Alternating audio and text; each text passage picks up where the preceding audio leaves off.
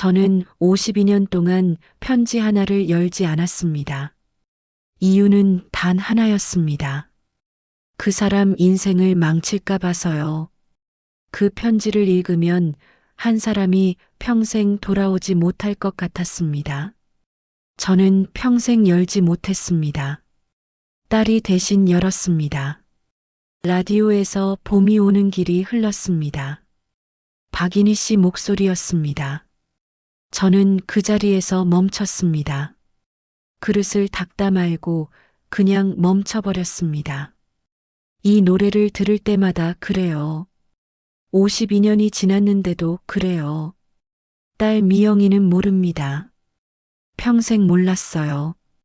제가 말하지 않았으니까요. 1972년이었습니다. 저는 22살이었어요. 서울 을지로 봉제 공장에 다니던 때였습니다. 그 사람은 제 이름을 처음 불러준 사람이었습니다. 그해 봄 공장 옆 문방구에 남자가 하나 왔습니다. 그 사람은 준호였습니다. 저보다 2살 많았습니다. 준호는 말이 없었습니다. 점심때 포장마차에서 눈이 마주쳤는데 먼저 고개를 숙이는 사람이었어요. 어느 날 준호가 제게 말을 걸었습니다. 저기, 혹시 충청도 어디세요? 청주요. 저도 청주예요. 그게 다였습니다. 우리는 서로 좋아한다는 말을 끝까지 하지 않았습니다.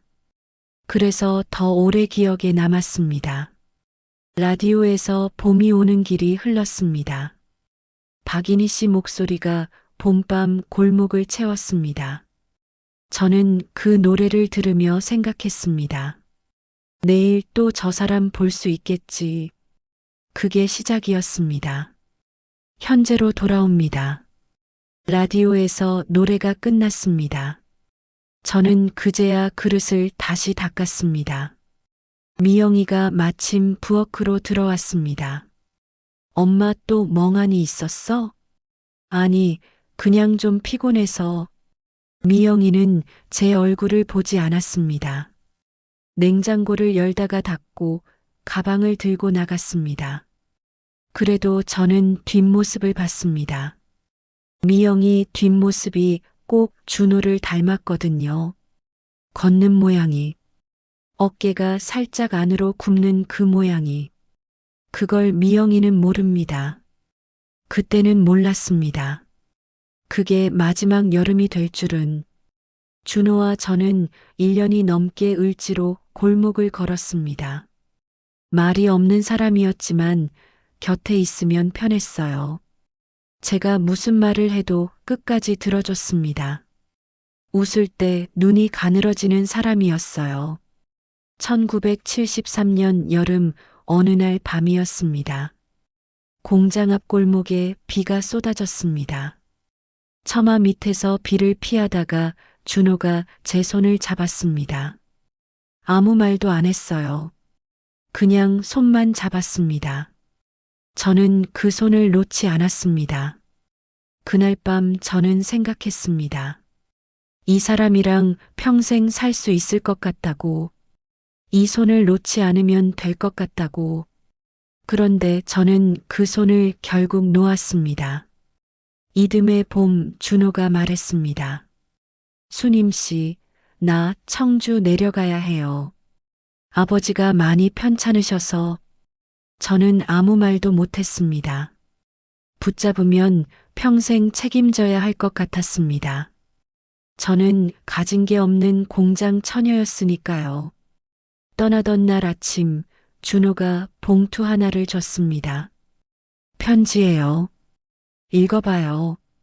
저는 봉투를 받아쥐었습니다. 버스가 떠나는 걸 보면서도 열지 않았어요. 그 봉투를 서랍 깊숙이 넣었습니다. 그날 밤 라디오에서 세월이 가면이 나왔습니다. 박인희 씨가 불렀어요. 저는 이불을 뒤집어 쓰고 펑펑 울었습니다. 소리를 죽이고 울었습니다. 준호는 몰랐을 거예요. 제가 그날 밤 그렇게 울었다는 걸.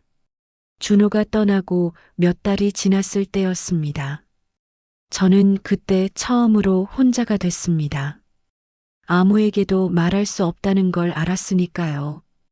아침마다 혼자 세면대 앞에 섰습니다. 그날부터 밤이 오는 게 무서웠습니다. 준호한테 연락해야 한다는 걸 알았습니다. 근데 손이 안 움직였어요. 이 소식을 전하면 그 사람이 어떻게 할지 알았거든요. 청주에서 다시 서울로 올라올 거라는 걸, 아버지 두고 올라올 거라는 걸, 저는 그 사람 인생을 여기서 끊고 싶지 않았습니다. 그래서 혼자 버텼습니다. 공장을 다녔습니다. 아무렇지 않은 척 밥을 먹었습니다. 아무렇지 않은 척 웃었습니다. 그 시절 가장 무서웠던 건 밤이었습니다.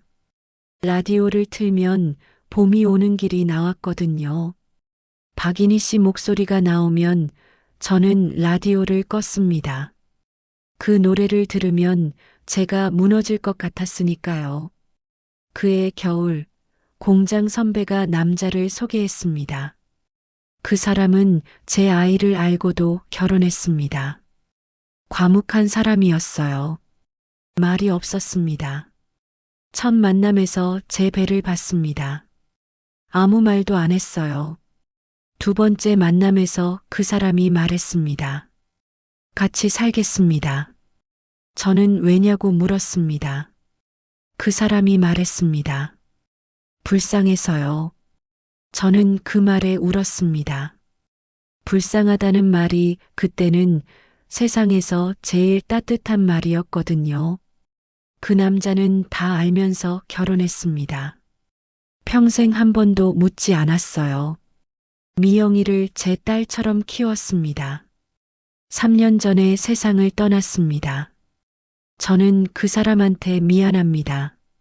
사랑한다는 말을 많이 못 해줬으니까요. 고맙다는 말도 많이 못 해줬으니까요. 미영이가 주말에 왔습니다. 이삿짐 정리를 도와준다고 했어요. 미영이가 안방 장롱을 열었습니다. 오래된 상자들을 하나씩 꺼냈습니다. 그러다가 멈췄습니다. 엄마, 이게 뭐야? 돌아보니 미영이가 노란 봉투를 들고 있었습니다.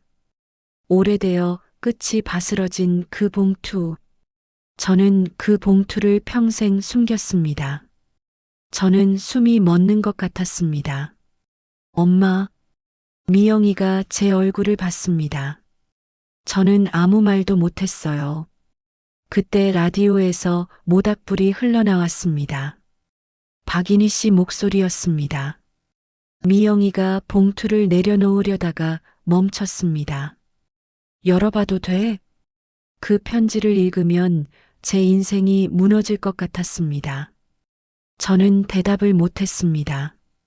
미영이는 제 눈을 한참 보더니 조심스럽게 봉투를 열었습니다. 편지지가 나왔습니다. 누렇게 바랜 편지지. 미영이가 소리 없이 읽었습니다. 다 읽고 나서 고개를 들었습니다. 눈이 빨개져 있었습니다. 엄마, 이 사람이 누구야? 저는 말을 못했습니다. 이 사람이 엄마한테 이러는 거야? 미영이가 편지 마지막 줄을 소리내어 읽었습니다. 수님 씨, 나 아직 여기 있어요. 봄이 오면 기다릴게요. 봄이 오면 기다릴게요. 저는 그 자리에 주저앉았습니다. 52년을 버텨온 것이 한꺼번에 무너졌습니다. 미영아, 엄마가 못난 거야. 엄마, 그냥 겁이 났어. 그 사람 짐이 될까봐. 미영이가 제 손을 잡았습니다.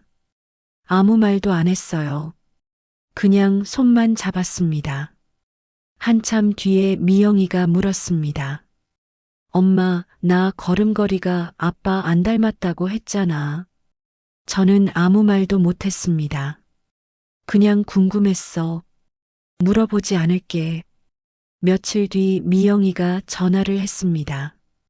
엄마, 나 청주 가볼래요. 왜? 그냥요. 엄마 고향이잖아요. 같이 가요. 버스를 탔습니다. 미영이가 제 옆에 앉았습니다. 창밖으로 봄 들판이 지나갔습니다. 저 들판을 준호도 봤겠지. 버스 창문으로 저 들판을 봤겠지. 청주 터미널에 내렸습니다. 미영이가 제 손을 잡았습니다. 어디로 가요, 엄마? 저는 발이 기억하는 대로 걸었습니다. 50년이 지났는데도 발이 기억했습니다. 낮은 지붕들이 그대로였습니다. 골목 어귀에 감나무 한 그루가 있었습니다. 저는 거기서 멈췄습니다. 그때였습니다. 골목 안쪽에서 할아버지 한 분이 나왔습니다. 허리가 조금 굽었습니다. 걸을 때 어깨가 살짝 안으로 굽는 그 모양이었습니다. 그분이 저를 봤습니다. 저도 그분을 봤습니다. 저는 그 사람이 준호라는 걸 바로 알았습니다. 그 사람도 저를 알아본 것 같았습니다. 미영이가 제 손을 꼭 쥐었습니다. 아무 말도 없었습니다. 봄바람이 골목을 지나갔습니다. 버스를 타고 서울로 돌아오는 길이었습니다. 미영이가 창밖을 보다가 말했습니다. 엄마, 응, 나 오늘 좋았어요. 저는 아무 말도 못했습니다. 미영이가 제 어깨에 머리를 기댔습니다. 22살 때 제가 혼자 버텼던 그 무게가 떠올랐습니다. 말 못하고 삼켰던 그 긴 세월이 떠올랐습니다. 그런데 이상하게도 이제는 괜찮았습니다. 버스 안 라디오에서 봄이 오는 길이 흘렀습니다. 박인희 씨 목소리였습니다. 저는 이번엔 멈추지 않았습니다. 그냥 들었습니다. 미영이 어깨에 기대어 그냥 들었습니다. 준호 씨, 봄이 오는 길은 변하지 않았는데 우리는 너무 멀리 와버렸네요. 그래도 오늘 그 골목에 가봤습니다.